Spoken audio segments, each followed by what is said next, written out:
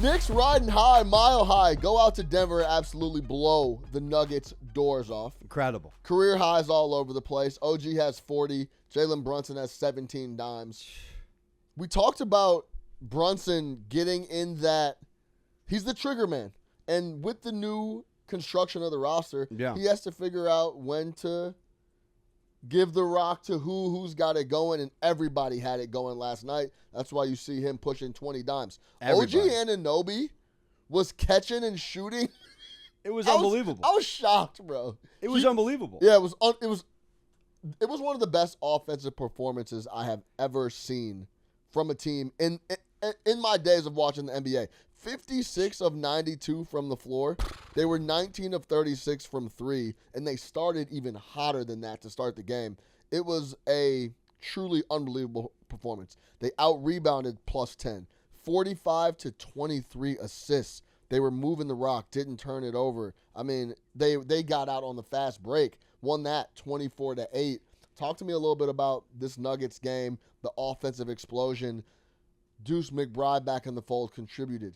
Campaign, ups and downs, people hate. He contributes a lot more than people are realizing off the bench, and we need that off the bench from guys like Campaign. He was awesome last night. Yeah. OG has been, you can argue OG has been the second best player on the team to start the year. Oh, wow. I think the All-Star game chatters, it needs to be solidified. Like, he looks like an all-star player right now, OG Anunoby. So comfortable in his role.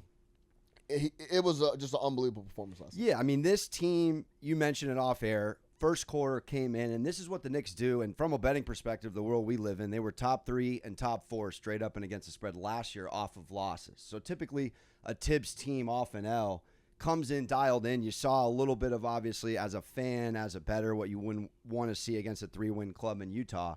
But my goodness, did they come out in the first quarter with urgency. You mentioned a great thought with Brunson. This is a guy from a double-double perspective last year, wasn't really asked to play this essential role on that man-down team most of the second half of last year. He was score first, dish second. To have 4 double-doubles in 4 of the last 5 games. Finding in real time, because they've only played together 6 weeks, how these guys tick, their biorhythms, I mean, spacing. There's so much just organic basketball on this team. My only questions are a long-term defense, but you putting up 145 in the regular season, they are improving defensively. Yeah, they played well defensively last night. This was the best game, obviously, clearly. This is the most points scored in a game this year in the NBA, most assists this year in the NBA. So this was their most complete performance. Clearly, I think this is one of those things where in the regular season, they're just going to be a handful to deal with because they have so many guys that can score. The defense will come along.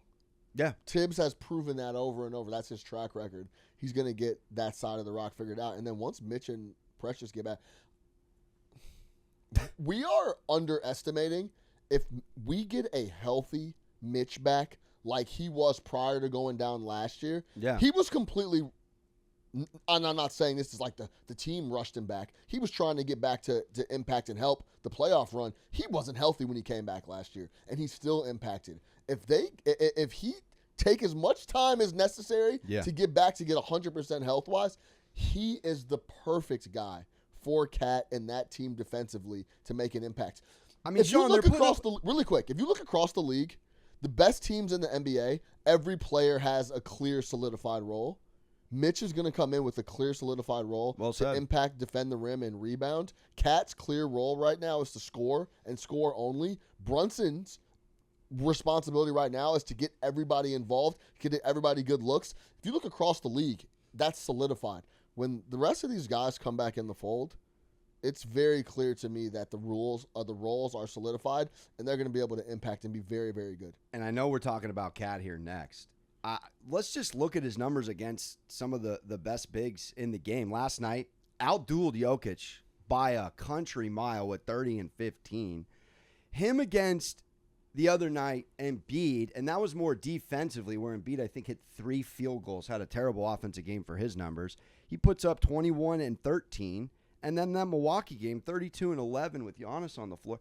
This man is in a new role on a new team in a new system. The only thing familiar to him is Tibbs, and it looks it looks so seamless. Are we at the point where Cat as a center, if we're doing a fantasy draft here, it's Jokic and then Cat in this entire NBA? I mean, he's making a case right now that he's the best center in the NBA, but that's disrespectful to the 3-time MVP. But what we saw last night was...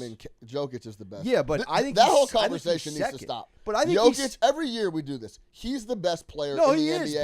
But he's the best big in the NBA. Not just big. He's the best player. Can you give me two? Walking the planet Earth. Can you give me Cat as the second best center in the league right now? I think it's... Yes, I could. As a center, yes. When we start talking about bigs, who plays 4, who plays the 5, sure. I think it all changes up a little bit. But the question here is, how does he measure up against the other bigs in the NBA? He's right there. And can Cat make an all-NBA team? Without question. What he's doing offensively is, this is what we need to stop doing as NBA fans. And I think in the media, this also leaks in as well, with us being part of the media. But Cat has never played defense, ever in his career. So he comes here and he's not playing D. That's not his spec. That's not what he does. But what he did do was play offense, shoot the 3, and he's done nothing but elevate that coming to the Knicks. He's been efficiently unbelievable since he's got over here. So your observation, he works best with a Gobert RE last year. So once Mitch Rob comes in, slips to the 5, he moves back to the 4, we're going to see Cat at his peak? Without question. If he brings bigs out to places they're not comfortable maneuvering. Yeah, it's very true. He's bringing them 27, 28 feet away from the basket where they don't want to be. That frees up the paint for other guys to get to the rack, cutting. Why do you think OG, I want to say OG leads the league in dunks, or he's right there like top 3 or 4, because there's a lot of space down there for guys to cut and make moves. So he brings guys away from the rim, and then if he's able to bring guys away from the rim, and then defensively we're able to slot Mitch behind. Yeah. That's when things start to get really spooky, I believe, for the East. One thing I wanted to bring up that I observed post-game, it was OG's night, of course. It was multiple guys' nights, Brunson on the assist side of things, but OG's getting the post-game presser. Shout out Monica. She threw up, obviously, the meme. The half but head. Just like all Cat, it was Cat, Hart, and Bridges sitting there doing their OG pose, watching OG get interviewed. I sit here all the time and say culture and likability is invaluable in the NFL and the NBA. How many guys in a Fed NBA that are all wealthy on team to team like each other? I got a hard time getting to 5 teams. This Knicks team, who's only played together 2 months, likes each other. And that, to me, you can't cap that. You can't really sit here and forecast how likability impacts a team and a culture. But to lose against a 3-win club like Utah and bounce back against a championship contender like Denver and then all rally around OG at the end, vibes are high here in New York on Thanksgiving week, Sean. Sean, I found the dunk stat, and OG is 9th in the NBA right now. He's by far the shortest guy on that leaderboard, too. What are the numbers? He's got 34 dunks this year. Giannis is out in front, probably does that every year at 62, but then everybody else is centers purely and all like 6'10 plus. So yeah. It's all guys getting putbacks. Yeah, center Zubac, Mobley, Gobert. Incredible. Yeah, so like he's one of one right now. Yeah, he's been unbelievable. All-star OG. Start the campaign now. Get the ballots out. Let's go. He's been that good to start the year. Two-way, too, as people forget. Absolutely. When we talk about the rest of the road trip and the overall report card here, talk to me about how you feel. I mean, let's be honest. They laid an egg in Utah. Yeah. They come right back and bounce back against a lot better team. Well, there's a lot to do in Utah. Yeah, maybe they were working on some. Let me not get in trouble here. Let's continue and talk about the overall report card here. What do you think? I mean, obviously, massive win against Denver. We talked about coming in, they would go 3-1. Denver would be a key here. Now the next key is the Dallas Mavericks. Yeah, Dallas is going to be the biggest test, I think, of the whole slate. Looking at Denver off of, an LA week, off a road, advantage rest L here. But how Denver looked and then how Dallas is going to show up, and those two just played. They went all the way to the very end.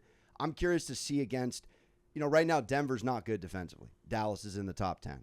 So I want to see the Knicks against a top 10 defense, which we've seen a couple of instances this year, and they've beaten a Miami and that sort of thing. But how are they against a physical team that mirrors them. We've talked about this. Do they set the tempo against these kinds of teams? Are they going to be the ones physically imposing themselves? And then do we get the Brunson against the X game? The PRA over.